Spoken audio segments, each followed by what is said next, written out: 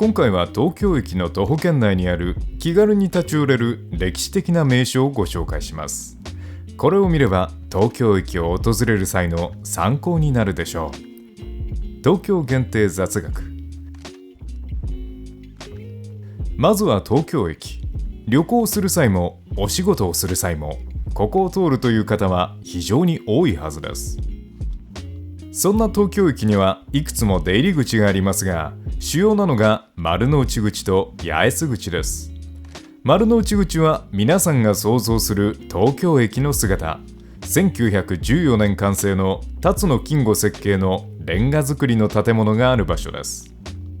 完成から100年以上が経ちますが、非常に美しく、色あせることのないデザインは東京の象徴の一つであり、2024年から発行されている1万円札の裏に書かれているのがまさにこの駅舎です。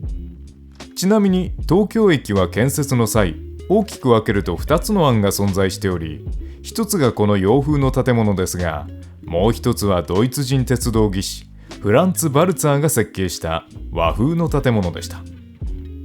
当時バルツァーは東京駅周辺のヨーロッパ風の鉄道高架の設計を指揮した人物として功績がありました。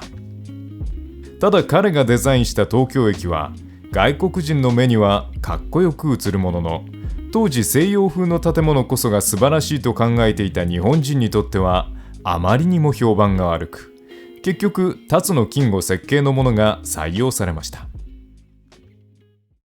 東京駅のもう一つの代表的な出口が八重洲口。こちら側は現在絶賛再開発中で、様々な建物が次々と建設されています。ちなみにこの場所には江戸時代北町奉行所があり、ここで時代劇でおなじみ遠山の金さんが働いていました。彼は一見すると架空の人物にも思えますが、実は1793年から1855年まで生きていた実在の人物でした。ただし桜吹雪の入れ墨があったかは定かではないとされています。ところでこの八重洲、八重の巣ということから何とも日本的な響きを感じます。ところが実はこの名前は江戸初期のオランダ人貿易家ヤン・ヨーステンの屋敷がこの辺りにあったことから、ヤン・ヨーステンがなまりヤヨース、八重洲となりました。なお東京駅の地下には彼の胸像が設置されており、現代においては地下街のキャラクターとしても活躍しています。さてそんな八重洲の近くには現在絶賛開発中のトーチタワーの建設現場があります。これは完成時には日本最高の高さ約390メーターを誇るオフィスや商業施設などが入る巨大な複合ビルで、完成は2028年を見込んでいます。この場所については別に動画を作成しているので、よければ下の概要欄からご覧ください。そんなトーチタワーのすぐそばには特徴的な建物が見えます。これは我が国における中央銀行の役割を果たす日本銀行本店です。1896年に東京駅と同じく辰野金吾設計で建てられましたが、上から見ると円の形をしています。このことからここが銀行だからわざとこうしたと言われる雑学が巷ではしばし語られます。しかし実際には当時の円という字はこれではなく、口に陰という文字であるため、実はこの雑学はガセです。ちなみに建物が円という字になっているのは、単に当時の建物の設計は左右対称が美しいと考えられていたことから、偶然このような形になっています。なお現代のニュースなどではこの建物を上空あるいは正面から映して日銀の政策などを報道したりしますが、実はここは基本的に現在日銀としては使われていません。では今の日銀はどこにあるのかというと、その後ろにある白い大きな建物こそが日本、そして世界の銀行業務を支えています。古い建物の方は予約による見学をすることができるので、皆さん各自日銀のホームページをチェックしてください。さてそんな日銀の優雅な建物の隣にはこれまた荘厳な建築があります。ちょうど屋上庭園が見えるこの場所は日本の百貨店において高島屋と並ぶ二大巨頭である三越の本店となっています。三越自体は江戸時代に創業した呉服店三井越後屋にルーツを持ち、現在も日本経済に大きな影響力を持つ三井グループの中心的メンバーです。本店の建物自体は1914年の完成後から関東大震災や太平洋戦争を経て幾度か改築され現在に至ります。三越の象徴といえば入り口に設置されたライオン。これは1914年から存在しており、イギリスはロンドンのトラファルガー広場のライオンをモデルとして作成されています。ちなみにこのライオンに誰にも見られずにまたがると受験に合格するという都市伝説が存在します。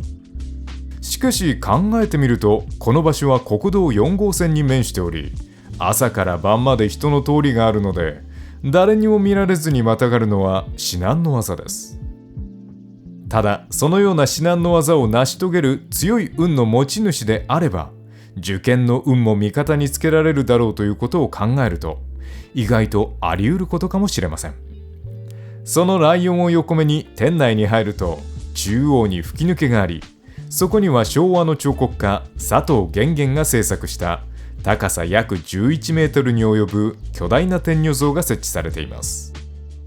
この天女像はライオンと並ぶ三越の象徴でもあるのですが、ただ完成時からかなり賛否両論あるものなので、皆さんご自身の目で確かめて誰かと意見を交換してみてください。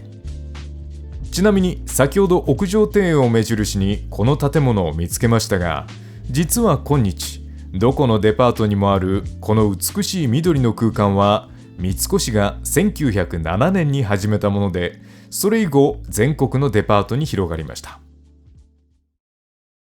さて、こんな三越本店の所在地の住所は日本橋です。そしてその地名の由来となるものが三越の目の前にあります。そう、日本橋です。この橋は江戸時代に五街道の起点と定められ、以後長きにわたり歴史の中心に存在しました。現在の橋は1603年に架けられた初代から数えて20代目にあたり、1911年に作られました。ただ現在は高度経済成長期に建設された首都高速道路が頭上を通っており、はっきりと姿を見ることはできません。ちなみに首都高はオリンピックに間に合わせるためにこのような変な作りになっているということが雑学として語られがちです。ところが実際には首都高の建設はオリンピックの決定よりもはるかに前から決まっており、このようなルートになったのは五輪とは関係ありません。本来の理由は高度経済成長に伴う自動車の急増に対して道路を早急に整備する必要があり、その際用地買収が難航し費用が莫大になることが予想されたため、その必要がない川の上を通すことを計画し、川の上に架かる日本橋の上を通したまでです。なお橋の上空を通る首都高速道路は完成から半世紀が過ぎ、老朽化に伴い2034年頃までに撤去される予定です。しかし上を通る首都高が老朽化というのであれば、日本橋の方はどうなんでしょうか。実はこの橋は自動車とかつては車体重量が車の何倍もある路面電車が同時に通っていたため、かなり頑丈に作られています。それゆえ太平洋戦争末期の東京大空襲において周囲が焼け野原になりながらもびくともしませんでした。一応の耐久年数は驚異の1000年とされており、このまま順調にいけば西暦2900年頃までは現役でいられるはずです。